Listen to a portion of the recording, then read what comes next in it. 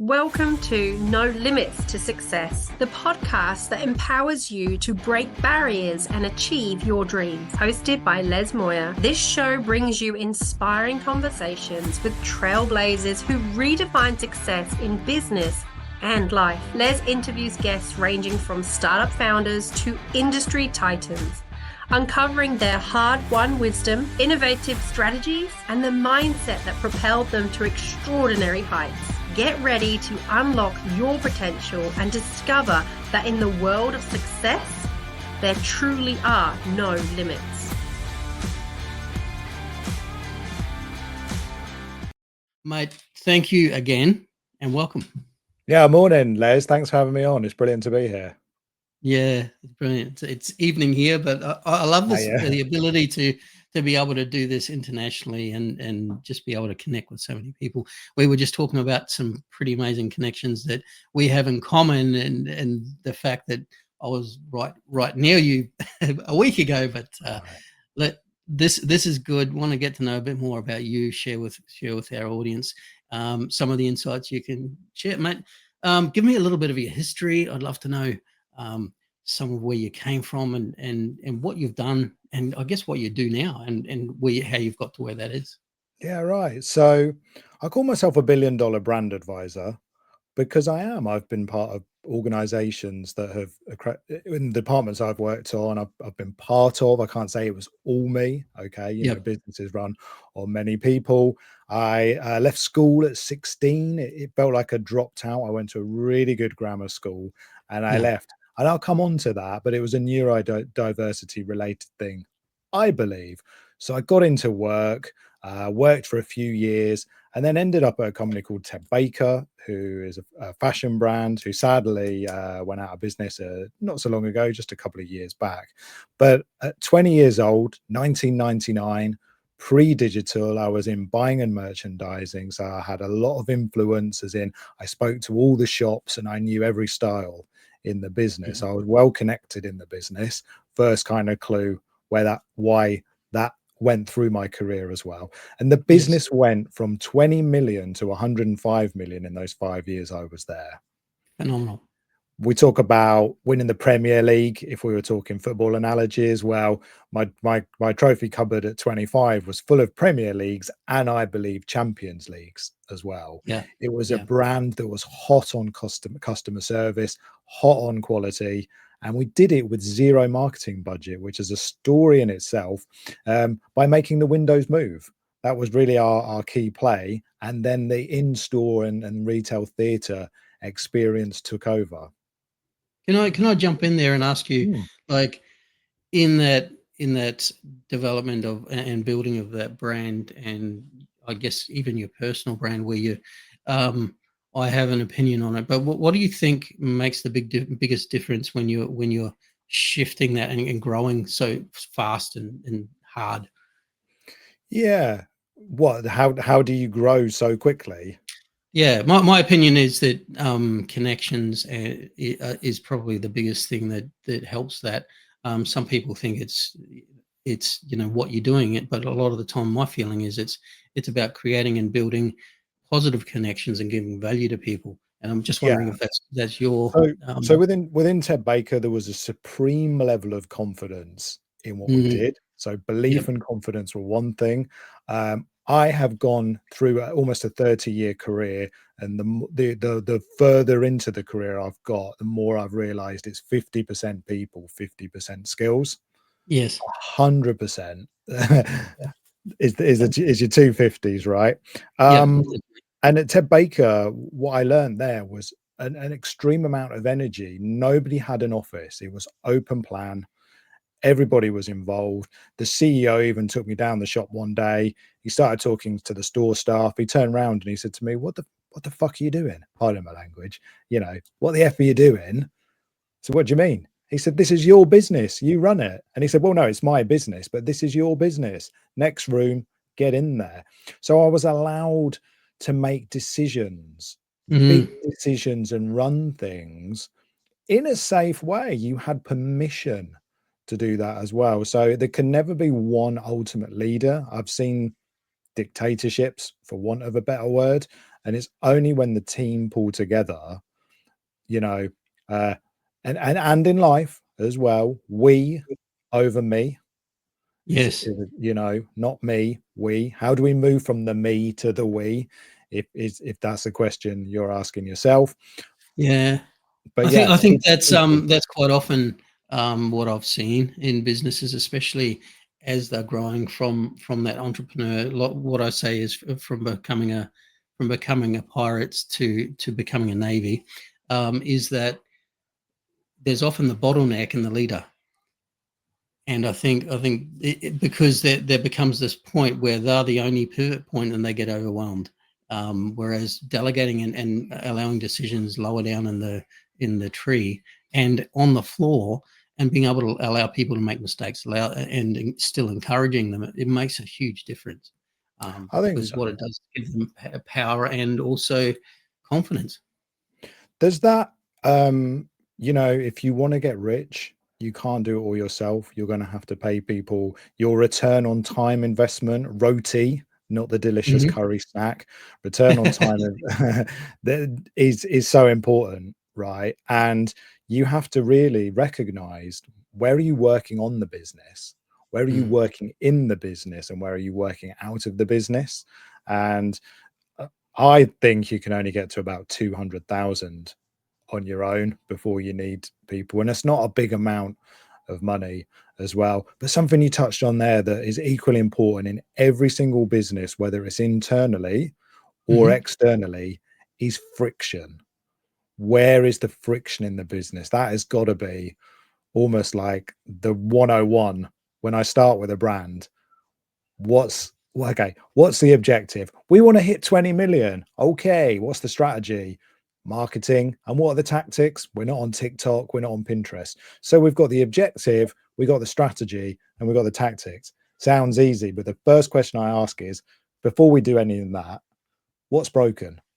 And you're going to find, when you're going into businesses, my friend summed it up very well. She said she always gets given the mop and the bucket, and that'll Absolutely. last a Yep. small amount of time before it gets wearing for others. But Yeah. whether it's, The problem is, it's always seems to be behind the closed doors. You know, they like to hide because it's not the thing we like to look at in business, is it? That the weaknesses and the pain points. It's we see the easy increase in revenue, increase in sales, that sort of thing, and that's what we think is going to work. But yeah, when we actually look down at the bottlenecks and all the problems in the business, you end up, if you can get a 10, 20, 30% increase in overall profit and profitability easily off those things without all this extra expenditure at the front end. And the thing is, what I see too is people trying to spend at the front end, but it's broken back here, so you're not getting that flow through anyway, and the customer's not happy. So yeah, it's an interesting. I see that, especially in some of the brands I work with, where you're creating products. If you have a direct link to the factory, you start Mhm. growing 100% year on year. It's high fives all round. And the factory says, well, we've only got 3 people behind the scenes and we need 7. And that's this cost. Hang on a minute. So all of a sudden the EBIT, there's this constant wave of EBIT shrinks and grows, and then you've got to get on the next step, and it shrinks again and grows. And I think business owners believe it's going to be 5%, 10%, 12%, and it's That's not. right. It And it's changes a the scale. constant curve. That's right. It's That, just not, never is. yeah, There's always and I think also there's levels. You hit a level, you plateau, you drop a little bit, and there's got to be those waves, because what you've got to do is reset to the next level and be the next level before you can actually build to it. yeah. Well, after Ted Baker, I worked for the largest supermarket in the UK on a Mm. £250 million budget, age 25. That would terrify me now, but I was so confident coming out of Ted Baker with 600 shops. And at the time, Tesco, the name of the organization, they took 1 in every £7 in the UK. And while I was there, they moved to 1 in every 6. So it was, at one point, I thought, we're all going to work for Tesco's. This is like a big oil tanker that's just taken over everything. And then I moved into digital. So when you talk about profit and loss and EBIT there, all the roles I had in e-commerce, were expected to lose money in the first 2 years. They weren't really profitable. It was almost a given that you had so much infrastructure to set up, but then, you know, the marketing you would spend would still be cheaper than the percentage of sales on physical locations. Also. So yeah, moving into digital changed my view on that, but recognize that maybe the first couple of years, you're not really making a ton of money, and then it can go supersonic. You know, you can go very quickly from $250,000 to 8 million in the space of 3-4 years. You know, I moved to Dubai 2015 and created the first transactional website for a company called Alpha Tame. That was 0 to 20 million in 2 years, and then headhunted to Vietnam to do a $500 million mandate for the Central Group, which was to launch every market leading business. And again, operations there, I don't know if you know Vietnam, it's a country of 90 million, but it's a very long, thin country. And it turns out there was 40% cancellations on the website. And I said, why? And they said, well, the washing machine is in Ho Chi Minh City at the south, and the customer is Hanoi at the north. And I was like, tell me. And they said, you can't put it on a truck. You're going to have to go through like where elephants are at some point, you know, and you can't air freight a washing machine either because it's just so heavy. So there had to be a whole merchandise reallocation of products there as well. And again, friction, you know, when you're canceling 40% of your orders, what do? Do you save the sale? Okay, we don't have this washing machine, we've got this washing machine, but then you're really growing your headcount in customer service. Yes. And your retention rates, you know, it's not the nicest experience, is it? Hey, you can't have those shoes, but you can have those shoes. White goods are a little bit easier because, you know, okay, you've got a family and sort of it's more of a necessity driven purchase, but at the end of the day, you don't want to have the hassle of ordering, cancelling, ordering and all that, or waiting 3-4 weeks so we can order the stock in from a supplier who's yada yada yada. It goes on. Yes, right? yes. No, I'm just thinking about that, and I guess so. You've seen this problem. How do you look at it? That's what I'd like to. How do I look at it? Well, I've got my own frameworks. Anyway, some of my core skills are my persistence. You know, I'm like a little Jack Russell. They say he won't leave it alone. And if there's money on the table, then, you know, it's the core objective some of the time in brands as well. So I'm very persistent. I found out I had undiagnosed ADHD when I was 42, and a lot of people said I've got a very good way of looking down the track. Also, so I could almost sense when things were coming. I've pretty much found out that's the same thing myself in the last year. So I think a lot of entrepreneurs and entrepreneurial styles are like that. Yeah. But I've got a lot of my clients call me my surname's Abel. A lot of my clients call me Agent Abel, right? Because I will go to the lengths of the detail to look into it. And that goes all the way back to Ted Baker, where I was an allocator and I had access to every single shop's stock and sales and could look in the detail. And it was the CEO who said to me, we're the only two people who know everything in this business. Everyone else is a middle manager. They're managing people or individual projects, but no one's looking at the fine detail or seeing, you know, the founders. Yeah, the founder's vision there as well. So I'm always used to working in detail. If I find issues, I think the need for speed is a good thing. You know, learn, change, grow has become my mantra. I like that. Don't really hang on emotionally to things. It went wrong. What's the one? Some people will say, what's the 1% we can do better every day? Continuous improvement, or just look. We don't have the reports. Where's the source issue? I've worked in a department in Dubai, balancing 9 or 10 cultures or nationalities in most meetings. Yes. And I got one from my team said, they're not helping me because they don't like women. Okay. And it was like, oh, that's a big statement. And I don't know if I can actually go anywhere with that. It turns out they couldn't help them because they didn't have the systems. They didn't have the systems. There was a false belief in place that was blocking that as well, I guess. They said, if I spend 3 weeks trying to work out where the stock is, I won't actually order in the stock. We all admit there's a stock availability issue, so friction in the business, but the true friction was the systems as well. So there's a root cause of a root cause of a root cause. Now, there's a really good framework that I look to that helps people come out of that. I think it's called the NOOSTER model, KN OOSTER. I don't know if it's a double-barreled name, but it's the NOOSTER framework. And it works like this. Vision, skills, incentive, resources, action plan.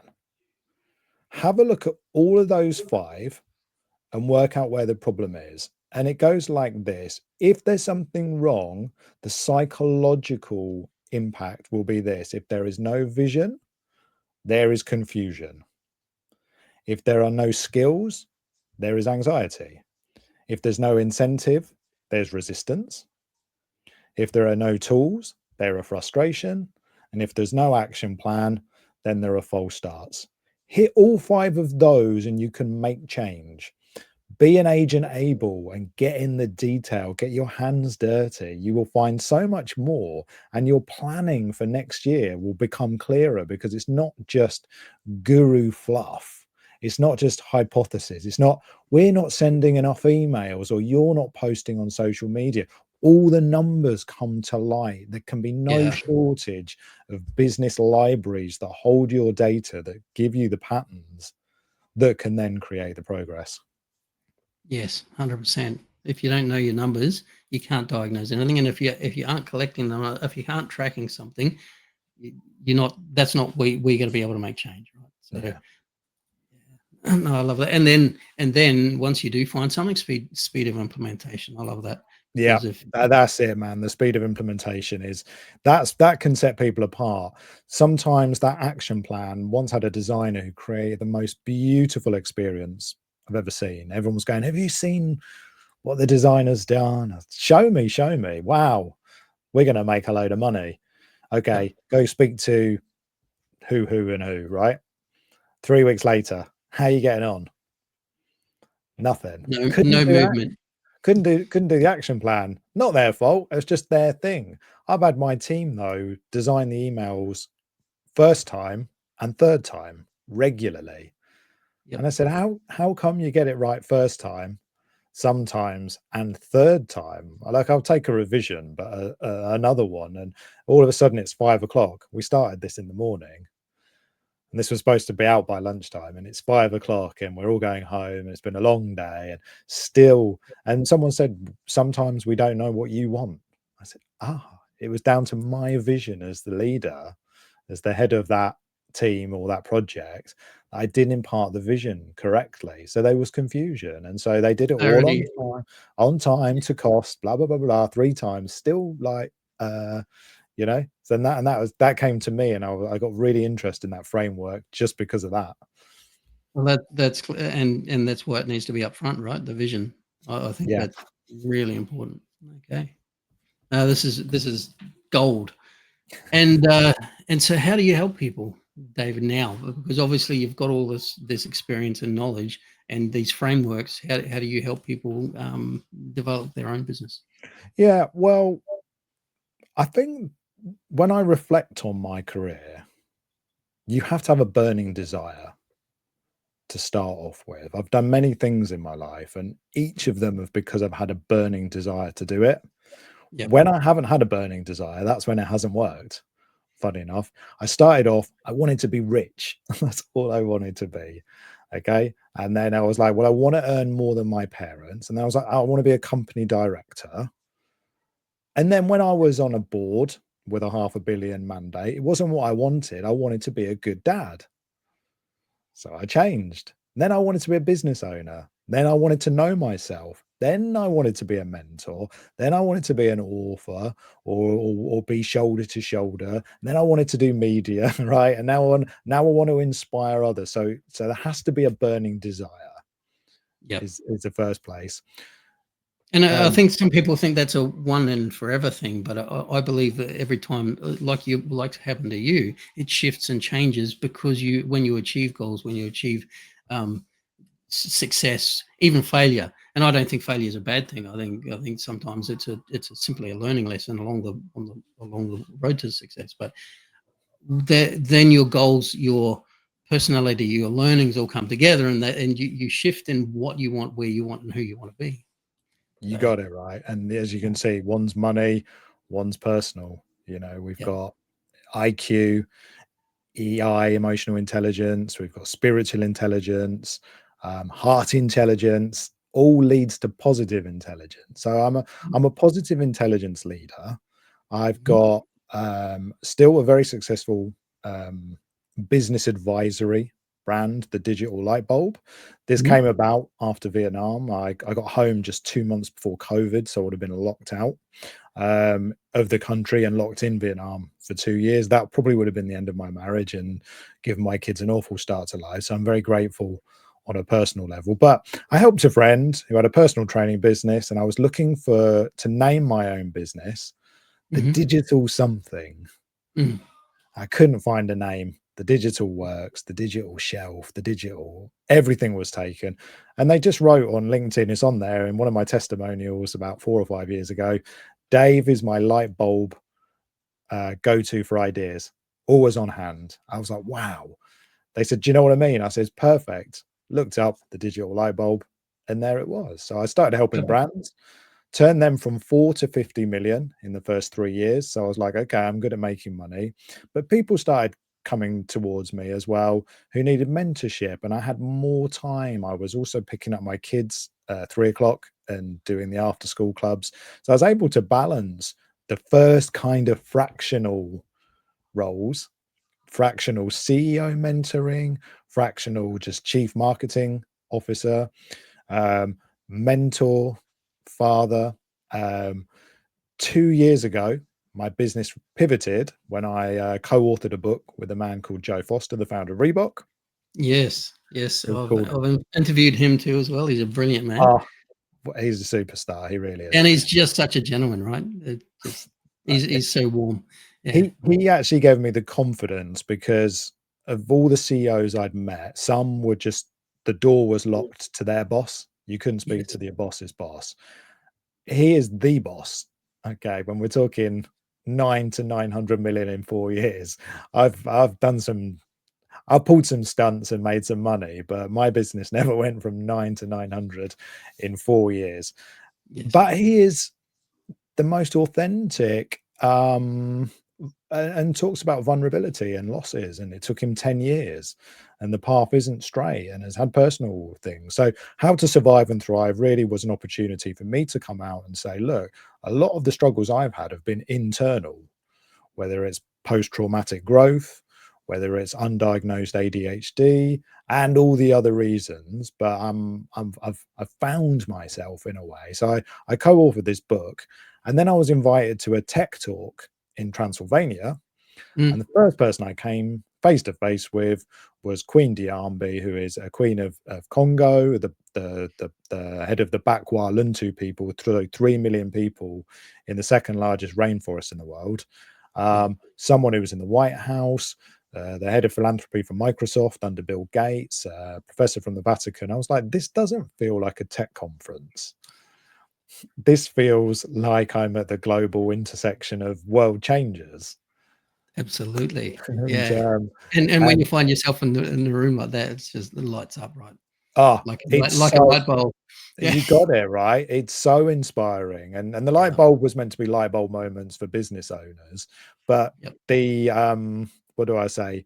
The frameworks that I bring often come with sayings as well. It's those little one-liner sayings, you know, don't let the same people check their homework twice, don't argue with a fool, sleep on it, all those kind of little sayings you bring along and can help mentor CEOs, but when you're lit up with people are still talking to animals in the rainforest, and we're developing things that could cure malaria, and I've slept in caves in China, those kind of people, you're like, wow.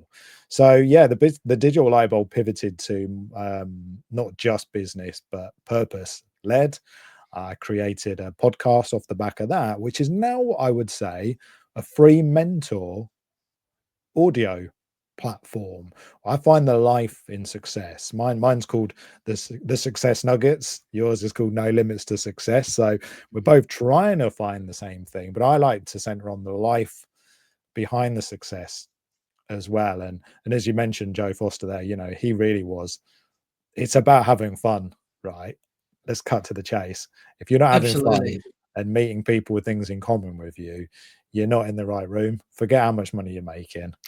That's it. And I think for me, it's always been a little bit of a thing that sometimes people are looking for the wrong thing. That quite often they're wanting business strategies, and that's what sometimes I sell them. But it's also an understanding that really it's the purpose, it's the being, it's the changes within yourself to being that next level that makes the difference in the business. Because when you are that leader, the changes need to be internal before they can be external. Yeah, very good. And some of the brands I work with as well, you know, one went from 1 to 8 million. I said, we're on the Ted Baker path here, boys. 20, 50 million. They said, well, we don't want to be the next Ted Baker. I said, well, what do you want to do? And they said, we're really interested in men's mental health and community. I says, all right. It's not the same growth as wholesale and distribution and international. They said, we couldn't care less. So what should we do then? We started with a loyalty program, give something back for the customers. And then we did a private Facebook group where people can come, having lived in Dubai, you know, being in a group called British Dads Dubai, that was a great place to be connected with like-minded Brits as well. So I said, we'll do this, and you watch your customers own it. And they've gone from strength to strength. You know, this loyalty private Facebook group means that they not only share their outfits, which in turn I've bought. Actually, I knew the range and I didn't want to buy that shirt, but when I saw it on someone else, I was like, hey, I'm going to buy that. So it converts. Yes, they've gone into pre-loved. You can actually sell your clothes back on their website and get a gift voucher. Now that you might think that doesn't make sense, but it does. It really makes sense. Absolutely. Why would you let it get thrown out? And if you can keep it a hot brand and a commodity, and also give it to somebody who's not necessarily got the same affluence, I'd love it. I think thinking about ways to give back is phenomenal. Being able to so they create a community. So they went down that road, the community road, and you know, stories come out then about people's health and all the important things in life also. So I like to push people into their legacy. You know, I will build you up. What's your burning desire? How do you make a plan? Where's your persistence? Habits. Gosh, habits. Where would I be without habits? That's a huge thing for me. And why do I do it? Well, one, you sometimes just get to a point in life where you become the manager, not the player. A lot of my sort of business, the way I look at it, is you're in a football club. Ted Baker felt like a football club, and that's what I enjoyed. No one wore a suit. No one would dare wear a suit, and we weren't like anyone else. So we were taught to be ourselves, and that is a great life lesson. Okay, but without the habits of what do you do first thing in the morning? You know, and when someone explained to me that when they pick up the phone, and for anyone listening, I'm stroking my phone, and it could be that I'm like stroking an animal or their kind of emotion, right? It's quite hard to explain that, but that's what they're doing. And they say, I survived yesterday. Stroke the phone. If I just do the same again, I'll survive today. Like, that's more than 90% of people are doing that. And I believe that nothing happens after 9 o'clock at night. Nothing happens before 9 o'clock in the morning. And if you can sit with your family, read a book, wake up early, 4 or 5 o'clock, and read a mantra, read another book, experience joy. I don't know if you know about experiencing joy, Les, but a guy I met the other day said he wakes up and does his gratitude, and then he plays his drums for an hour, and he just bangs on his drums for a whole hour, and he says he just gets out of his mind, as in experiencing joy. Okay, we can have this synthetic toxification of getting out of our minds. We can have our phone, we can have our drink, we can have our drugs, we can do whatever we want to get out of our mind. But his was just a natural way of getting out of his mind for an hour. And he said, that's what I call experiencing joy. And I was like, cool, imagine if we put that in our calendar every day, time to experience joy, where it all goes off. And, you know, whether it's cooking or reading or writing, nobody likes journaling. Everybody says, I love journaling. I can guarantee you this, they don't want to write anything, but nobody likes to write, but nobody regrets having written. Very good. Yes. No, because it's actually that that gets you into some places that you don't go into unless you start down the track, right? And I love that. I have tried to find and learnt that finding joy in all moments, whether that's work, and you know, you even just talking to somebody on the phone, and it elevates you and them. My mantra, my go-to is love, learn, and lean in. That's my thing that's on the wall in the morning. And by just choosing to find joy in moments, it makes a difference, because you can be as negative as you want, but I'd rather enjoy life and find those moments. You're always going to have ups and downs, right? You're always going to have trouble, but that's also part of life. If we try to avoid them, then you're avoiding life. Well, I love that, the empowered self, definitely. Now, a couple of things though are, like, if you concern yourself with the rights and wrongs of others, you're opening your heart to maliciousness. How many times we go, that person over there, or aren't they doing well? That makes you feel bad, right? If you start comparing, they're doing great. That is opening your heart for maliciousness. Not there's no good or bad. I like the way they pull in the stuff, is then understanding and taking it. If you say, oh, he's always doing so great, Les is smashing it on thing, all you're doing is opening up some maliciousness. Eventually I won't like Les, or I'll feel bad about myself. Likewise, oh, the neighbor's doing that again, or have you seen how he's behaving on, or do you know what his political views are? Again, you're concerning yourself with other people's movies. That's not your construct. I've got a thing that says, is what I am about to do, okay, this is the question you have to ask yourself.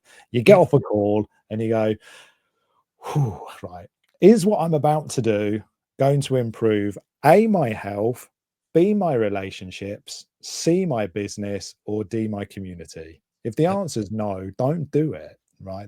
Why waste your time? Yeah. But we all have done. And for anyone who doesn't, absolutely, and we go down rabbit holes that we don't need to. But I think that's about self-awareness and picking, like, recognizing those signs and pulling ourselves back. What about getting through the day? That becomes through habit. Yeah. Well, what about getting through the day though? All right, energy management, professional. I love that because you know what, I always talk about. You can't manage time. How can you change time? It's something that's a constant, and you can only manage the energy of your time, right? I know it sounds like I've jumped ahead of you, but energy management is much more important than time. You can't manage time is great. And then goes, well, there's the thing. Well, they've only got 24 hours. How did they do it? I've only got 24 hours. How did I do it? So back to the football analogies, right? We've got a Premier League footballer. He plays 2 football games a week, or she, pardon me. They play 2 games a week, one on a Saturday and one on a Wednesday night. In those 90 minutes, they give it everything, right? They run 10, 12 kilometers. It's bodies on the line, and it means everything to them. It's a hard fought game. Now, they don't play 2 games in a day. In fact, they don't play every single day. They go for a cool down run, an ice bath, a massage. They do PR. They meet their fans, right? They just practice corners or practice penalties, individual drills. And they get away from the field. They get away from the field. Very good, right? And so Yeah. if you recognize that in yourself, I recognized it in the work I do. Monday morning reports are like the be all and end all, and you spend a lot of energy getting the reports. In the corner of your eye, you can see, there was a problem within customer service last week. And before you distract yourself, you've got to pull it all together, then write it all, then present it. And I find by 12 o'clock on a Monday, I am burnt out. Okay. So what do? Instead of starting that all again at 4 o'clock that day, I'll choose something different to do at 4 o'clock, some admin, a podcast. That's me interviewing the public. I shouldn't even be doing this interview at this time of day. It's 9:30 when we started. This is a bad start because I'm going to be like, I've given all of that. This is my football time, right? And I very much appreciate it. No. Do you know what I'm saying, though? I should be doing that at 4 o'clock in the afternoon. That's energy management. That's your energy management. And so I call it, you're not a packet of crisps. Okay. Yeah. You might say, where are you going now with this, David? You're not a packet of crisps, right? If you buy a packet of crisps or maybe a bar of chocolate or a bottle of wine from the shop, there's 8 squares of that bar of chocolate. Are any of those pieces of chocolate of more quality than the other? If I mix them all up, which one is the most quality? The first one. Yeah, that's what everyone says, or the last one. However, depending on which it is, the bar of chocolate is the same quality, but your energy isn't. You know, you play a big football match in the morning, and then you do your warm downs, your drills, your PR, you meet your fans. Okay. Going for a walk to the woods is like a cool down, calling a friend and speaking about those kind of things. So I just try to just absolutely smash it till about 11:30 in the morning, 12. And then it's like, right, that's it. Stop. Now, if I get a little small burst, a quick half an hour, I can polish something up. Perfect. But I actually find I can get 4 or 5 big things done every week. And like an athlete, I'm not primed for burnout or fatigue. I'm primed for all of the parts of life and all of the parts of the role that go into the big match, not just big match after big match after big match. And I think that's what does lead to burnout and things. And I think I see a lot of small to medium business owners, leaders, managers who think that just the drive is going to get them there, and then there's going to be this big, a relief at the end. But it's not. It continues because you're growing, and it gets worse.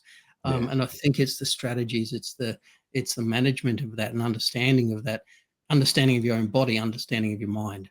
How your energy works is very important. And I think also self-care, it's a thing that's come around in the last probably few years, and especially into the corporate world, but actually looking after ourselves, our mental health, our physical health much more gives us a much better ability to manage it.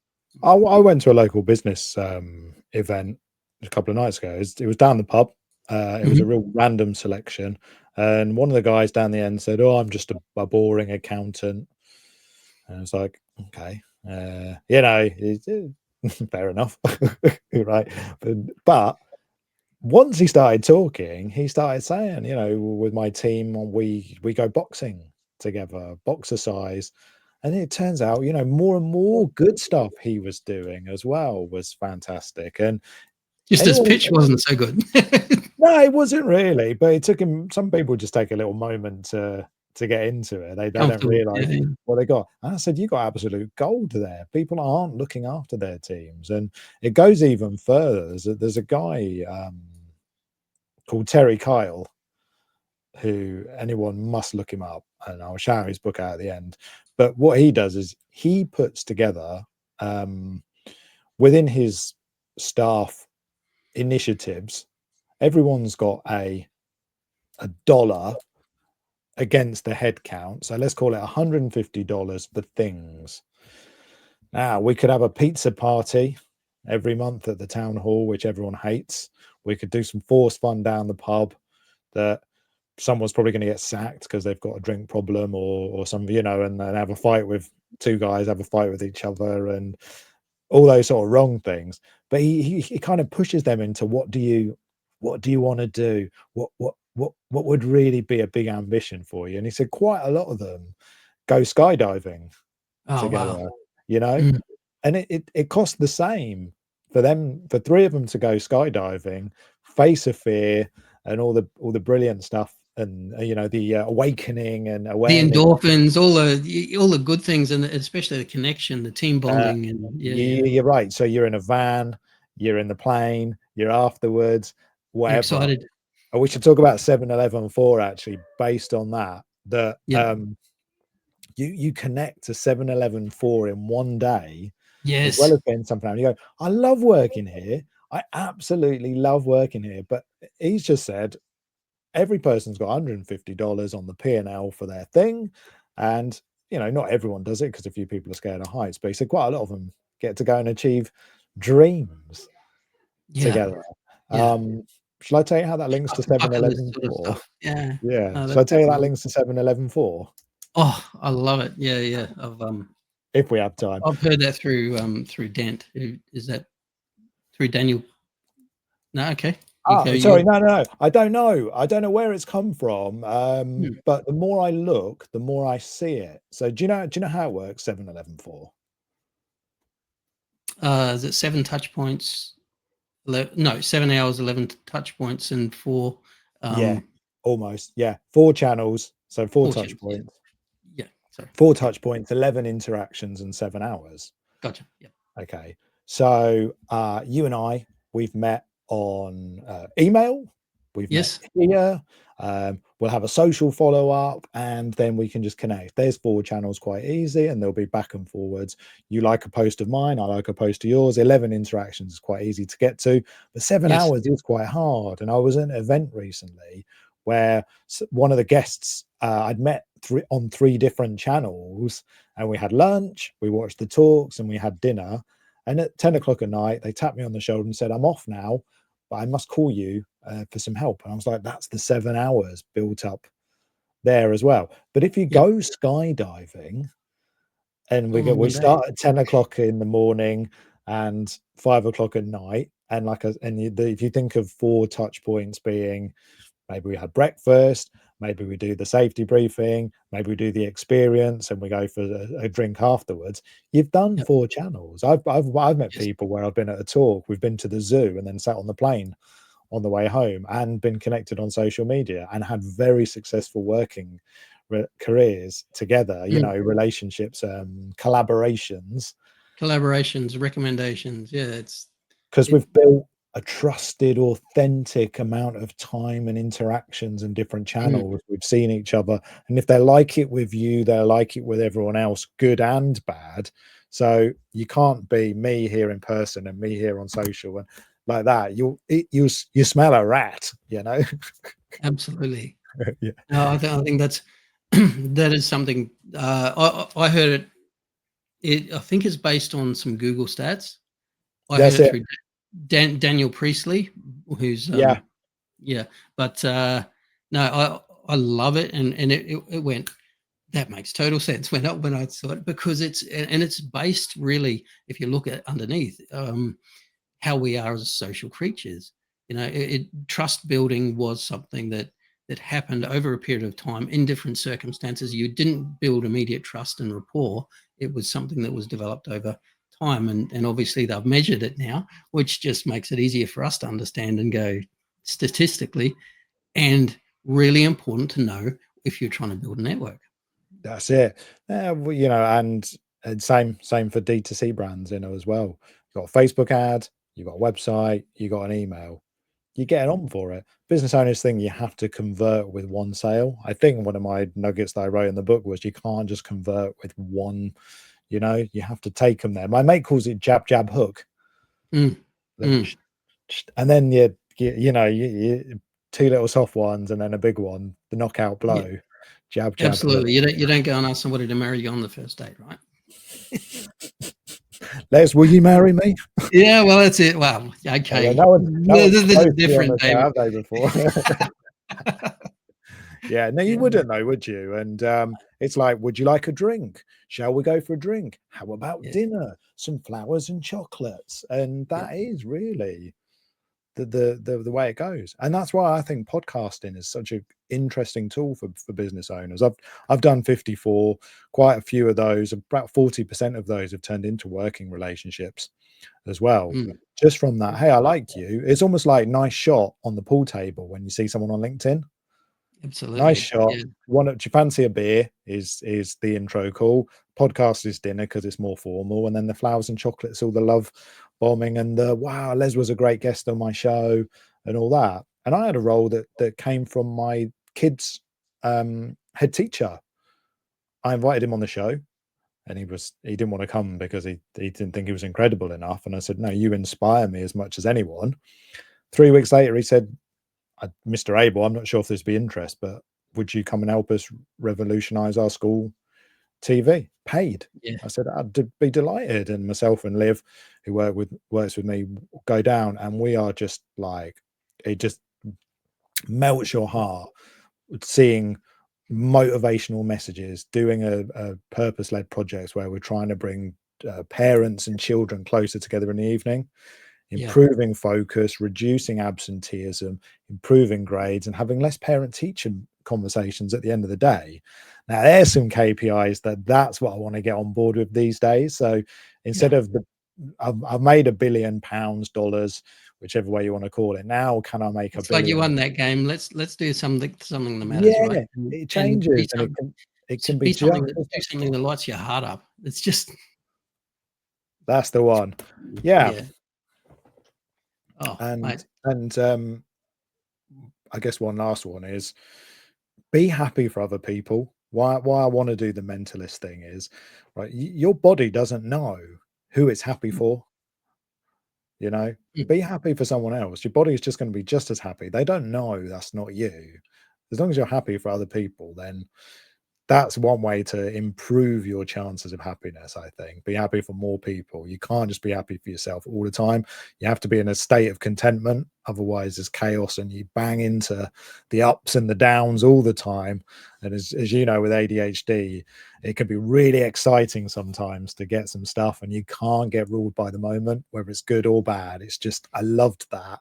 But cloud 9 can hurt when you fall off it sometimes. Absolutely. Yeah. But I think being happy for other people is, first of all, I think you have to be more content on the inside, because that's a reflection. And what you were saying before is if you're seeing somebody over there and comparing yourself and going, they're doing so much better, I would rather be happy for them, go join them, celebrate with them. And in doing that, one, you're building a connection, and also learning, and just like being happy for somebody else is that happiness inside too.